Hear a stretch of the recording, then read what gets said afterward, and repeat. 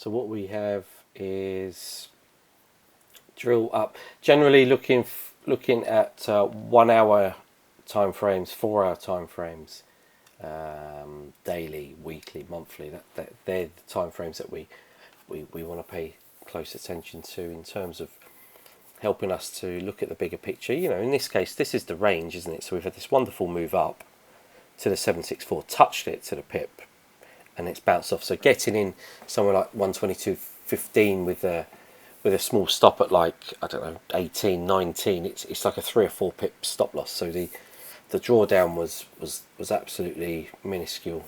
So risk to reward is huge, and then what you see here with the awesome oscillator is it's a volume indicator. So similar to those volume indicators that you may see or may have seen on the charts here, vertically positioned, you know, showing volume here or positioned here to show spike in volume. So when there is plenty of volume, so you see here volume broke above the zero line, and it's like a MACD in some respects. When it's above the zero line, it's bullish, and you'll generally look for about 8 to 12 of these green bars or 8 to 12 of these red bars. And you've got here 1, 2, 3, 4, 5, 6, 7, 8, 9, 10, 11, 12, and yeah, 13, I think that is. And you can see it dropping off, and that's quite nice. So you've got here with momentum, the whole point of this is looking for this to cross below the zero line, thereby getting the momentum, maybe MT, short for momentum, another fancy word basically for a rally or a trending market. So rally or sell off, you know, and this is what we're looking for. So that's where the MT strategy comes into play. So if you think of the 3 strategies, you've got the first strategy would be something like, ideally if price was up here somewhere extending, you've got divergence where the volume, like these 2 waves, you know, we call these waves. So we have a wave here and then a wave here, wave 1 and a wave 2, and basically this volume is lower than this volume, but this is punching up and making a new high. So we're starting to see divergence. So you see it here and here. So when you put your fib extensions, that's the first stage. You're looking for divergence, basically where price is running out of steam.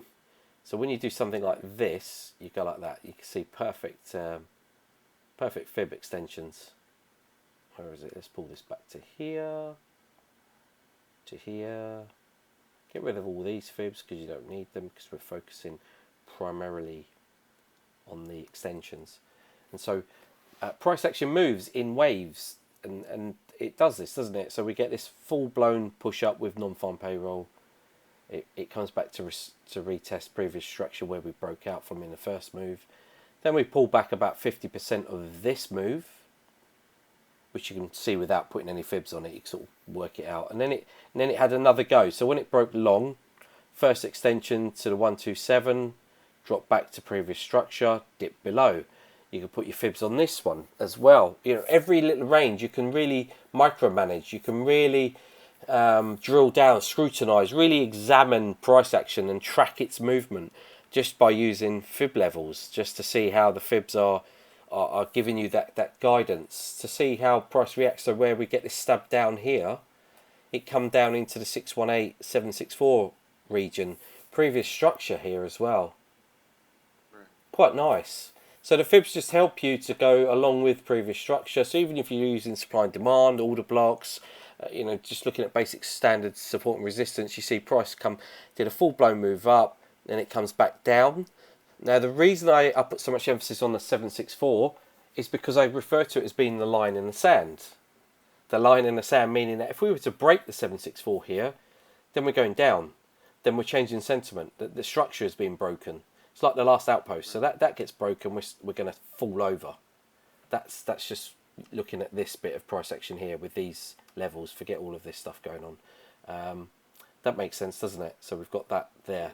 So it came down, it didn't break it. So it's a corrective pullback. We've got this initial spike up. We've got a generous pullback. Still bullish though, maintaining bullish bias. You know, still holding, still high. Higher highs being made, you know, higher lows being made. So you can see that still happening on hour by hour. Very clumped together. Not much volume and movement, but And so you can see that reflected with my awesome oscillator down here. Not much in the way of volume, it's just sitting, just dancing around that zero level, the zero line. So above is bullish, below is bearish. It's like bearish, bullish, make up your mind sort of thing. And then we start to see the volume come up, kicks in once more, goes up into bullish territory. So we can get rid of that, because don't need them, because that's played out. We just needed it to help, to provide additional confluence.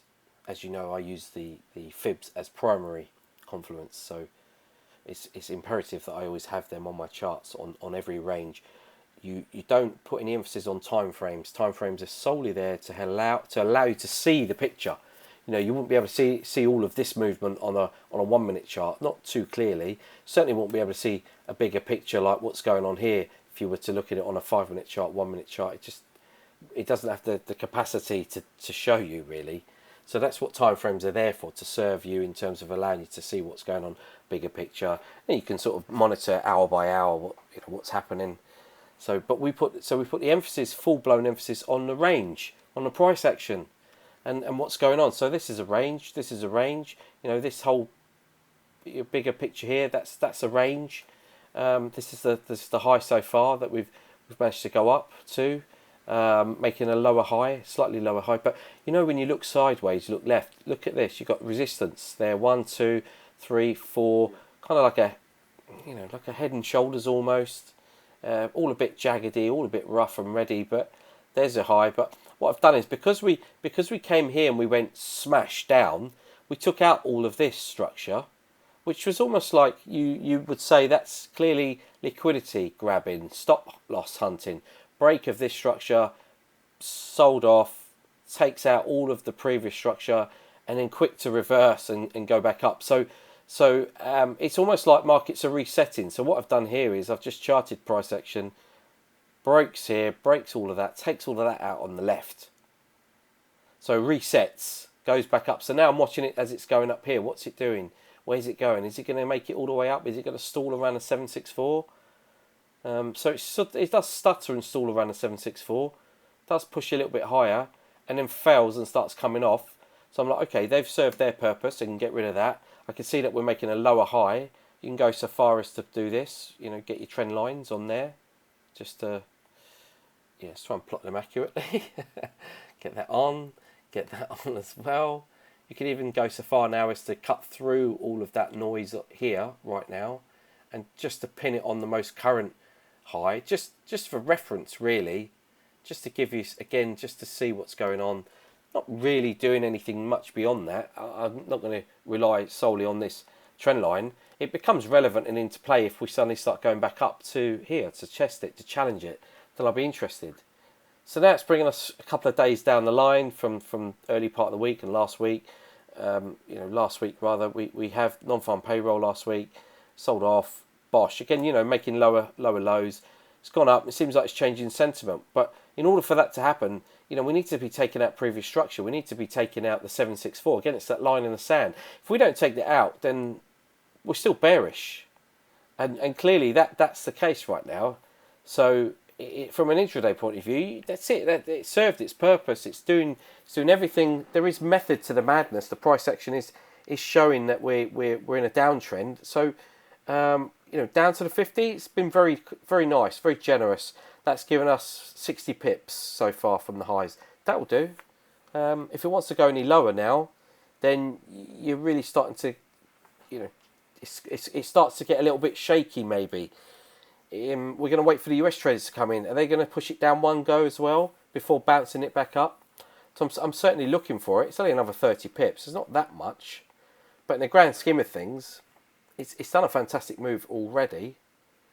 So yeah, this is where we're at the moment. But it was a no-brainer with this one because it was going up. We've been range bound. So I literally took the last swing high. Because it got reset here, I'm not going to use this high. I have got this high on my other charts. I've got it like this as well, to be fair. Because I like to look at all the ranges. All the highs and all the lows. So the low remains the same. It's a key marker, 121. 121.03. So down at 121 round number pretty much. So I'm looking at it. I'm looking at where the overlaps are with the fibs when it was going up. And when it hit this one and bounced off like that, I'm like, right, let's take that one because we're going to continue making lower highs. There's one, there's two, there's another lower high. Let's get involved, and yeah, let's get involved. So that one, that's why I got rid of this one on there because it's too much information overload. Don't need it because it hasn't really used those fibs based on that high. It's used the fibs based on this high. If I plot the other fibs on here, you can see the journey. The journey it took to get from point A to point B, you know, to get up to that 764.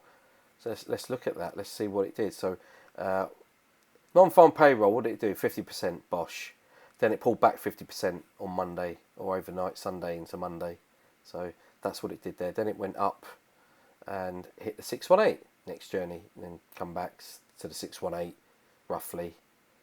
Between the 618, spiked down to 618, just past it, didn't it? As I showed you with that. Now it's gone up, 764 next one. So it's gone 1, 2, 3 stages.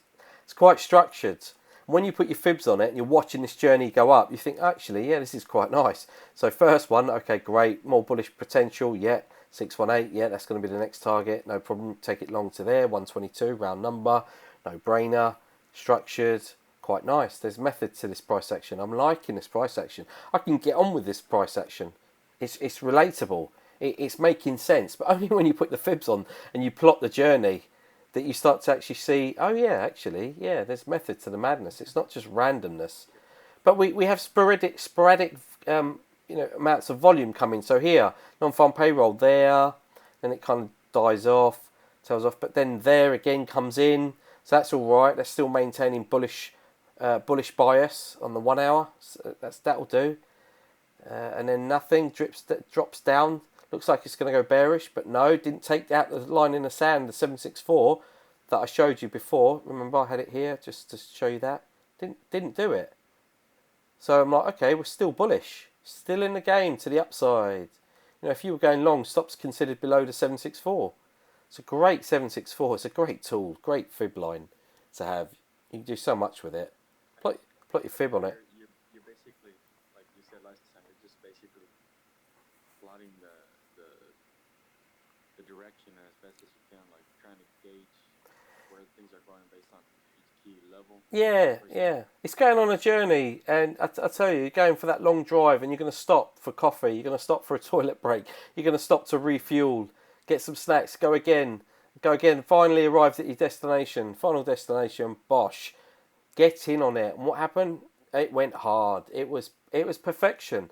The whole thing's been perfect in terms of since Friday's non-farm, slowly structuring a few days into Wednesday night, three days up, bosh. It's going down quite strong. So, you know, we're bearish. We've broken the structure here. So that's divergence. Looking for divergence. Very little in it there, to be fair. But I'll plot the fib extensions in line with that. So first stage is divergence. Second one is 764. If it and the third one, actually no, the second one is momentum, because then you want momentum. What you want to see is the 38.2 get tested as your first sort of target. Great. But then for momentum to carry on and see a trend, much like the 764 up here, that's trend changed sentiment. It didn't want to change the trend, so we're making a lower high and we're still bearish. Same here.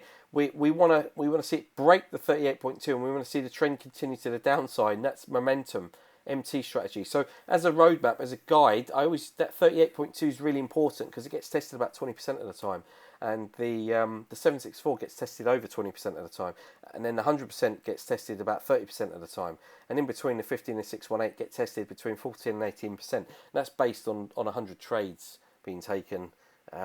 Obviously, it does vary a little bit on in terms of volume based instruments. So your things like your gold and your Dow Jones, man, they can move. So I put more emphasis on the 764 and beyond, easily get the 100%, and then beyond that, looking for the 127 extension.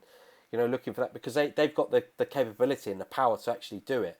And they can do it in like 5 minutes, 10 minutes, an hour. You know what I mean? Whereas something like euro dollar might take a week to get down, but it does vary. There are certain variables. It's never going to be an exact science. But as a rule of thumb, you know, you've got some stats, you've got some ideas of what's going on because you see it day in, day out, and you're stalking the same set of instruments. You know, you start to study the pairs, and And again, you're only looking for simple trades, simple setups. You make some money here. You quite easily taken all that profit off there and called it a week. You know, if you're doing like a 3 or 4 pip stop loss, very small, and then you've got that's like a, what is that? That's like a 1 to 10 right there, based on the stop, and then some. So yeah, really really good. But we're still going more. So you know, you're going for a complete journey here down to the downside, where your risk to reward is going to be astronomical. It's going to be a decent trade. So these strategies that I have, they work. They're powerful. They're accurate. Not to be scoffed at.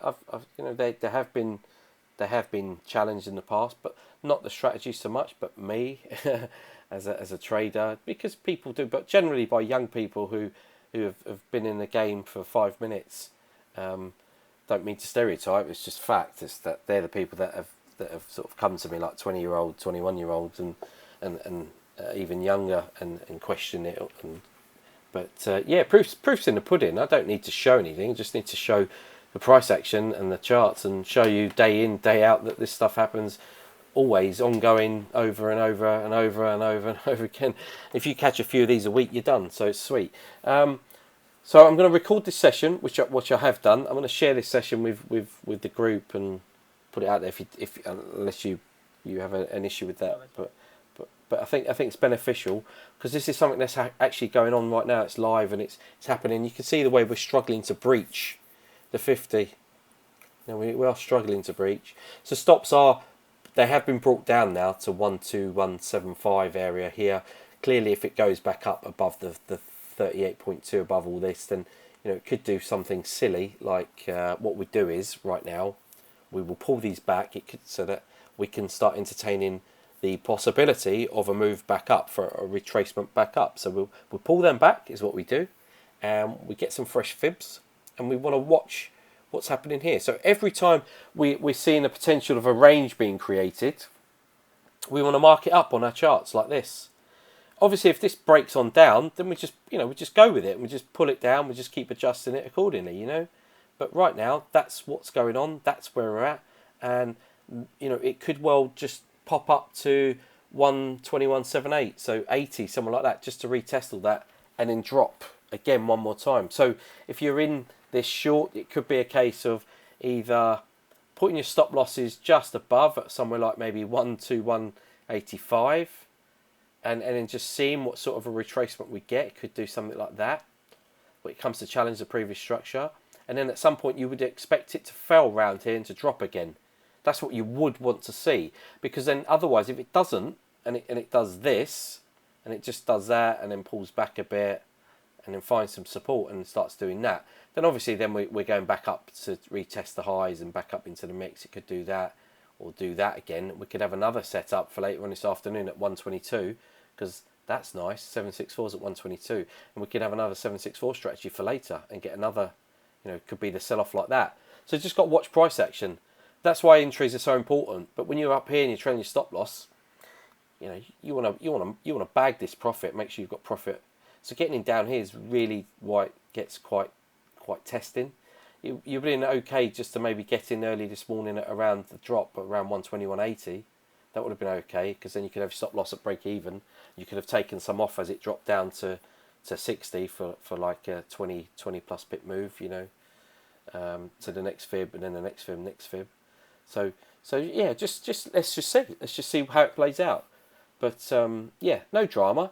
Worst case, you get in here somewhere, it does this, pull back like that, and then it just drops from there maybe and goes down. No harm done. Or it goes up here, stops you out a little bit, you take a little loss here, and you wait and see what the next thing's going to do. As we approach the US session, US traders are going to come in. They'll tell us what's going on.